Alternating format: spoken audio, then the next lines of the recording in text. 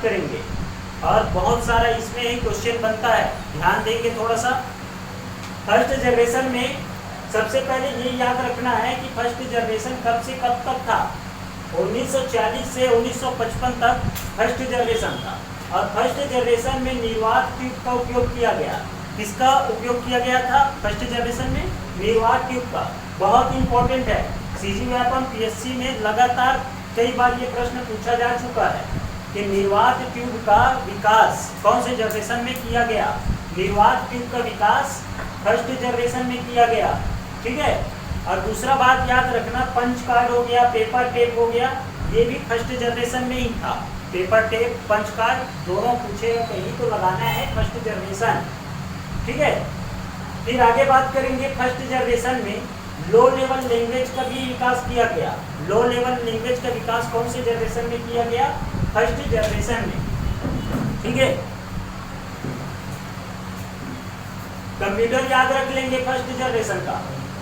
एनीएक जो है, यूनिवैक है, मार्क 1 है, एडवैक है, ये चारों कंप्यूटर जो है फर्स्ट जनरेशन में लाया गया है, ठीक है। क्लियर है? आगे बढ़ें। फर्स्ट जनरेशन में एनीएक, यूनिवैक और मार्क 1 और एडवैक, ये चारों कंप्यूटर, चारों में से किसी को भी कहीं पूछता है तो क्या लगाना है? फर्स्ट जनरेशन लगाना है, ठीक है। फिर बात करेंगे सेकंड जनरेशन। सेकंड जनरेशन 1956 से 1965 तक, ये सन को ऐसे याद रख लेंगे, 1940 से 1955 तक फर्स्ट जनरेशन, फिर 1956 से 1965 तक सेकंड जनरेशन था। और इसमें ट्रांजिस्टर का प्रयोग किया गया। किसके जगह पर? निर्वात ट्यूब के जगह पर, पंच कार्ड के जगह पर, निर्वात ट्यूब के जगह पर किसका उपयोग किया गया? ट्रांजिस्टर का उपयोग किया गया, ठीक है। फिर बात करेंगे मैग्नेटिक टेप हो गया, मैग्नेटिक डिस्क हो गया, ये भी सेकंड जनरेशन में आया। कौन से जनरेशन में आया? मैग्नेटिक टेप और मैग्नेटिक डिस्क सेकंड जनरेशन में आया। और ये कोबोल और फोर्ट्रान, ठीक है, ये कोबोल और फोर्ट्रान, ये दोनों जो है ये क्या है? एक लैंग्वेज है, ठीक है। इसका आविष्कार आईबीएम ने किया, आईबीएम, और आईबीएम के द्वारा ये कोबोल और फोर्ट्रान, ये कौन से जनरेशन में इसका विकास किया गया? तो सेकंड जनरेशन इसको भी लगाएंगे, ठीक है। नाम याद रख लो, कोबोल और फोर्ट्रान, ये दोनों को आईबीएम द्वारा बनाया गया और सेकंड जनरेशन में इसका विकास है, ठीक है।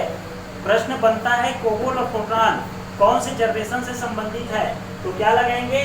सेकंड जनरेशन लगाएंगे, ठीक है। नेक्स्ट देखो, batch operating system. Batch operating system जो है एक नॉन इंटरैक्टिव ऑपरेटिंग सिस्टम है, याद रख लेंगे इस बात को, मोस्ट इंपोर्टेंट प्रश्न बन सकता है ये। नॉन इंटरैक्टिव ऑपरेटिंग सिस्टम कौन है? Batch operating system. और बैच ऑपरेटिंग सिस्टम भी कब आया? सेकंड जनरेशन में आया, ठीक है। सेकंड जनरेशन में आया बैच ऑपरेटिंग सिस्टम। असेंबली और हाई लेवल लैंग्वेज, असेंबली भाषा हो गया, वो भी लैंग्वेज है लेकिन लो लेवल लैंग्वेज है ना। Low level language, high level language, ये भी आया सेकंड जनरेशन में, ठीक है। प्रश्न कहीं बनेगा, असेंबली जो हो गया और हाई लेवल लैंग्वेज हो गया, ये कौन से जनरेशन से संबंधित है? तो लगाएंगे सेकंड जनरेशन। व्यावसायिक एवं औद्योगिक, व्यावसायिक एवं औद्योगिक उपयोग प्रारंभ हुआ कंप्यूटर का सेकंड जनरेशन में। व्यावसायिक उपयोग और औद्योगिक उपयोग, ये कौन से जनरेशन में प्रारंभ हुआ? तो लगाएंगे सेकंड जनरेशन, ठीक है। और फिर बात करेंगे ये सेकंड जनरेशन का जो कंप्यूटर है, क्या क्या नाम है? तो आईबीएम हो गया और पीडीपी-8 हो गया। आईबीएम और पीडीपी-8 ये दोनों सेकंड जनरेशन के कंप्यूटर है, ठीक है। अच्छे से देख लेंगे, नोट डाउन करते रहिएगा, तब याद रहेगा ये, ठीक है। चलो थर्ड जनरेशन में पहुंचते हैं।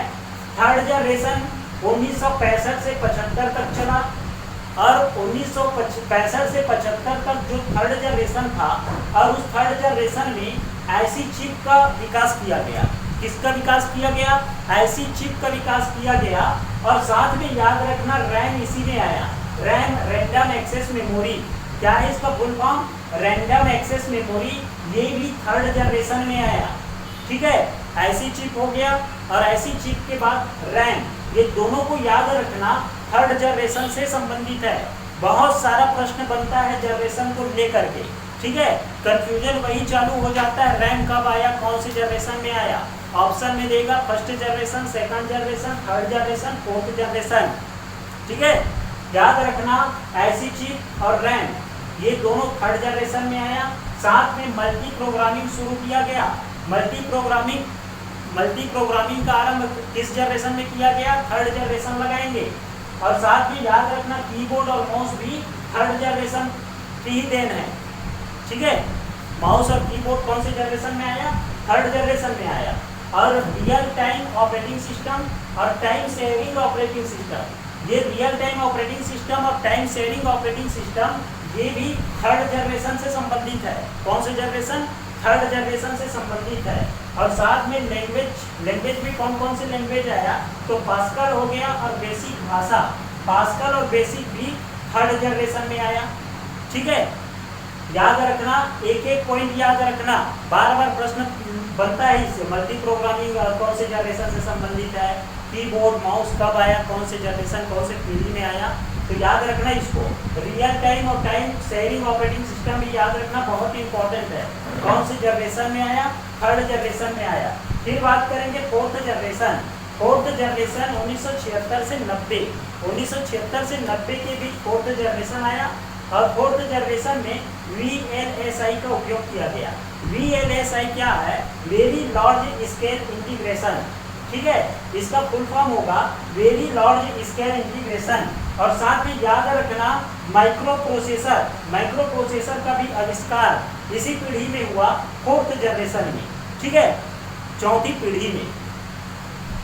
तीसरा नंबर बात करेंगे पीसी मतलब होता है पर्सनल कंप्यूटर। पर्सनल कंप्यूटर भी फोर्थ जनरेशन में आया। और नेटवर्क की बात करेंगे तो लैन और वैन, ये दोनों नेटवर्क भी फोर्थ जनरेशन में आया। लैन और वैन क्या है, लोकल एरिया नेटवर्क होता है लैन का, और वैन क्या है, वाइड एरिया नेटवर्क होता है। ठीक है, फिर बात करेंगे GUI क्या है, ग्राफिकल यूजर इंटरफेस, एक सॉफ्टवेयर है और इसका विकास भी फोर्थ जनरेशन में किया गया। GUI क्या है, ग्राफिकल यूजर इंटरफेस, एक सॉफ्टवेयर है और इसका विकास भी फोर्थ जनरेशन में किया गया। ठीक है, और फोर्थ जनरेशन का जो कंप्यूटर है उसको याद रखेंगे इंटेल 4004। इंटेल 4004 इंटेल का प्रोसेसर आता है, आप लोगों को पता ही होगा, है ना। तो प्रोसेसर, माइक्रो प्रोसेसर का भी तो उपयोग फोर्थ जनरेशन में हुआ ना, तो फोर्थ जनरेशन से संबंधित है इंटेल 4004। ठीक है, भाषा की बात करेंगे लैंग्वेज का, तो सी भाषा का विस्तार भी फोर्थ जनरेशन में हुआ। कंप्यूटर में मिनी कंप्यूटर फोर्थ जनरेशन की ही देन है।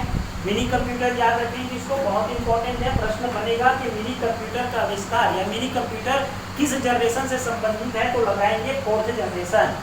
और ऑपरेटिंग सिस्टम में देखा जाए तो विंडोज जो ऑपरेटिंग सिस्टम है, एप्पल OS, ठीक है, ये भी ऑपरेटिंग सिस्टम है, MS-DOS एकल ऑपरेटिंग सिस्टम है, और यूनिक्स भी ऑपरेटिंग सिस्टम है। ये चारों ऑपरेटिंग सिस्टम भी कौन से जनरेशन से संबंधित है, तो फोर्थ जनरेशन लगाएंगे। ठीक है, एक बार और देख लेंगे अच्छे से, इंपॉर्टेंट फैक्ट मैं बता रहा हूँ। सबसे पहले याद रखना वैक्यूम ट्यूब फर्स्ट जनरेशन से संबंधित है। पंच कार्ड, पेपर टेप भी पूछा जाए तो फर्स्ट जनरेशन लगाना। और फर्स्ट जनरेशन से संबंधित कंप्यूटर ENIAC हो गया, UNIVAC हो गया, मार्क-I हो गया और EDVAC हो गया, ये चारों कंप्यूटर फर्स्ट जनरेशन से संबंधित है। सेकंड जनरेशन जो है, इसमें वैक्यूम ट्यूब के जगह पर इस ट्रांजिस्टर का उपयोग किया गया। ट्रांजिस्टर याद रखेंगे सेकंड जनरेशन का है। और मैग्नेटिक टेप, मैग्नेटिक डिस्क, इसका उपयोग भी सेकंड जनरेशन में हुआ। कोबोल और फोर्ट्रान जैसे उच्च स्तरीय भाषा का भी प्रयोग किया गया, IBM द्वारा बनाया गया इसको, इसका उपयोग भी सेकंड जनरेशन में। बैच ऑपरेटिंग सिस्टम एक नॉन इंटरैक्टिव ऑपरेटिंग सिस्टम है, इसका उपयोग भी सेकंड जनरेशन में किया गया। Assembly high level language, assembly तो लो लेवल लैंग्वेज है, और हाई लेवल लैंग्वेज भी इसी जनरेशन से संबंधित है, सेकंड जनरेशन। IBM PDP-8 ये दोनों कंप्यूटर क्या है, सेकंड जनरेशन से संबंधित है। थर्ड जनरेशन में मैं बताया IC चिप, ये ट्रांजिस्टर के जगह पर प्रयोग होने लग गया IC चिप। साथ में रैम का भी उपयोग शुरू हुआ थर्ड जनरेशन में। मल्टी प्रोग्रामिंग, कीबोर्ड और माउस, ये भी थर्ड जनरेशन की देन है। Real time operating system, time sharing operating system, ये भी थर्ड जनरेशन की देन है। लैंग्वेज में बात करेंगे पास्कल और बेसिक भाषा, ये दोनों भाषा पास्कल और बेसिक, ये भी थर्ड जनरेशन की देन है। फिर बात करेंगे फोर्थ जनरेशन। फोर्थ जनरेशन में ये आईसी चिप की जगह पर VLSI का प्रयोग किया जाने लग गया। साथ में माइक्रो प्रोसेसर का उपयोग चालू हो गया और साथ में पीसी कंप्यूटर भी उपयोग किया जाने लग गया। पीसी मतलब पर्सनल कंप्यूटर बताया मैं। लैन और वैन दो नेटवर्कों का उपयोग किया जाने लग गया। GUI ये ग्राफिकल यूजर इंटरफेस है, एक सॉफ्टवेयर है, इसका भी उपयोग किया जाने लग गया। और इस समय के जो फोर्थ जनरेशन के कंप्यूटर है इंटेल 4004 है। भाषा में C भाषा हो गया, कंप्यूटर में मिनी कंप्यूटर हो गया और ऑपरेटिंग सिस्टम में विंडोज हो गया और एप्पल OS हो गया, MS-DOS हो गया, यूनिक्स हो गया। ये भी भाषा मतलब ये ऑपरेटिंग सिस्टम का भी प्रयोग किया जाने लग गया फोर्थ जनरेशन में। ठीक है, समझ में आया होगा। फिफ्थ जनरेशन 1990 से अब तक जो चल रहा है वही फिफ्थ जनरेशन है, अभी का वर्तमान का बात कर रहे हैं। ठीक है, और वर्तमान में क्या हुआ, वर्तमान में ऐसा मतलब कंप्यूटर एडवांस होने वाला है कि AI का उपयोग होगा। AI मतलब होता है आर्टिफिशियल इंटेलिजेंस। ठीक है, आर्टिफिशियल इंटेलिजेंस मतलब कृत्रिम बुद्धि डाल दिया जाएगा कंप्यूटर में, सोचने समझने की शक्ति। ठीक है, ये डाल दिया जाएगा। तो याद रखना AI का उपयोग कौन से जनरेशन से संबंधित है, फिफ्थ जनरेशन से। और जो वहाँ बताया था मैं VLSI, ठीक है, फोर्थ जनरेशन में, उसके जगह पर अल्ट्रा लार्ज स्केल इंटीग्रेशन इसका उपयोग किया जाने लग जाएगा फिफ्थ जनरेशन में, और किया जा रहा है अभी। ठीक है, आ गया ये 1990 से अब तक। ठीक है, और AI की जो मैं बात कर रहा हूँ ये भी आ गया है। रोबोट इसका उदाहरण है, याद रखना। AI किसमें होता है, रोबोट में।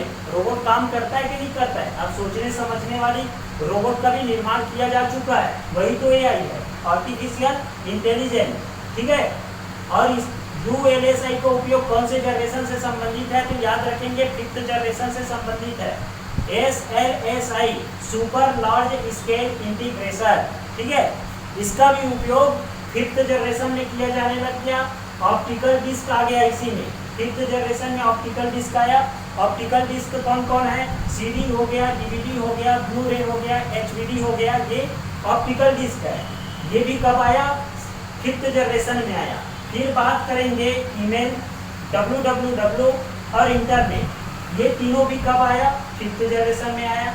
अभी चला रहे हैं ना इंटरनेट, www भी अभी देखने को मिलता है। www के बिना कोई काम करते हो आप लोग, नहीं, ये भी फिफ्थ जनरेशन की देन है। इंटरनेट, ईमेल, ये तीनों को याद रखेंगे। कभी भी ऐसा प्रश्न बन सकता है कि ईमेल कौन से जनरेशन से संबंधित है, तो लगाएंगे फिफ्थ जनरेशन। लैपटॉप, नोटबुक और स्मार्टफोन ये कौन से पीढ़ी के कंप्यूटर है, तो फिफ्थ जनरेशन के 5वीं पीढ़ी के कंप्यूटर है लैपटॉप, नोटबुक और स्मार्टफोन। याद रखना ये भी एक कंप्यूटर है, एम्बेडेड कंप्यूटर। एम्बेडेड कंप्यूटर भी फिफ्थ जनरेशन से संबंधित है। एक बार शुरू से देख लेंगे रिवीजन। फिफ्थ जनरेशन 1990 से अब तक वर्तमान में जो चल रहा है भैया, इसमें AI का उपयोग किया जाने लग गया। AI मतलब कृत्रिम बुद्धि भी बोल सकते हैं या फिर आर्टिफिशियल इंटेलिजेंस भी बोल सकते हैं, और इसका उदाहरण रोबोट है। और साथ में याद रखना ULSI, SLSI ultra large scale circuit integration और सुपर लार्ज स्केल इंटीग्रेशन, ये दोनों का उपयोग भी फिफ्थ जनरेशन में किया जाने लग गया। ऑप्टिकल डिस्क जैसे कि CD हो गया, DVD हो गया, ब्लू-रे हो गया, HVD हो गया, इसका भी उपयोग फिफ्थ जनरेशन में किया जाने लग गया। ईमेल, www, इंटरनेट, ये कौन से पीढ़ी से संबंधित है, fifth generation. Laptop, notebook, smartphone और एम्बेडेड कंप्यूटर, ये चारों कंप्यूटर भी फिफ्थ जनरेशन के कंप्यूटर है। ठीक है, समझ में आया होगा पूरा पांचों पीढ़ी, और पांचों पीढ़ी से बहुत सारा प्रश्न बनता है। उम्मीद है वीडियो देख करके आप लोगों को समझ में आ जाएगा। ठीक है, थैंक यू, जय हिंद।